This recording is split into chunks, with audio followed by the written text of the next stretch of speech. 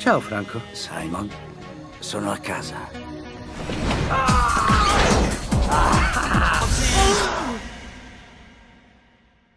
Your characters are almost like the yin and the yang of Trainspotting because your character is dark, is the past that always comes back, and your character gives meaning and purpose to everything. So how you have a huge responsibility. You are Trainspotting the two columns of Trainspotting. We are Trainspotting. Did you hear that? Wow, that's McGregor, Miller, forget it. I love that analysis. That's really. No, that's lovely. I think that's. I mean, not be this, the pillars of the film in any way, but I understand what you mean. I think it is the kind of polar opposite, really, in terms of what they are. It's a lovely thing to say if people want to think that is lovely. But of course, you can't do it without everyone else. You know what I mean? I think that the four are the four. So it's Begbie bounces off all these characters and they sit in a different way that Spud bounces off of the other ones as well. I mean, they have nothing in common, but their destinies are bound from kind of cradle to grave. It's that idea of the friendship again, isn't it, Ewen? The friendship being, are these friendships that you make when you're a child, are they worth anything as you grow older? I mean, and do you want to maintain those friendships? And can you escape them? Can you ever get away from them? In the movie, Renton says, "Be an addict, but on something else." And it's impressive that all of the characters are constantly touching their phones, playing video games. We have become addicted to Snapchat. Renton that uses Snapchat, my God, it's something crazy. In these 20 years, technology is the thing that changed most. So have you felt it?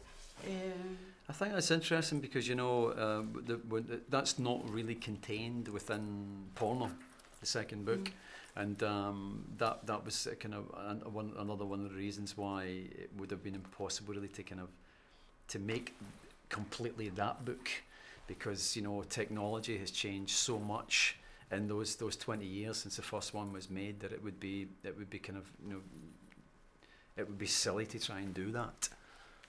You know what I mean? But yeah, obviously we're when this film came out, in our culture, in our part of the world, it broke at a time when we were coming out of a period of very conservative controls on our society and very conservative definitions of what society was, and when Trainspotting hit, it just was like a zeitgeist time where that was being broken open, and the definition of who you were, your identity was suddenly people took more control over who they were, what they wanted, what they and sort of ownership of themselves. So you saw people who enjoyed their lives, had a lust for life, even though they lived in the gutter, even though they had desperately bleak horizons. They had a lust for life and a burning kind of appetite to run with that as fast as they can. And by the time we get to this part of the story, 20 years later, they've kind of they've run to the edge of the cliff. They've run to the edge of this platform here on a way. They're looking into the abyss, and their youth is on the other side. And so, and I think in our real world, it's turned again.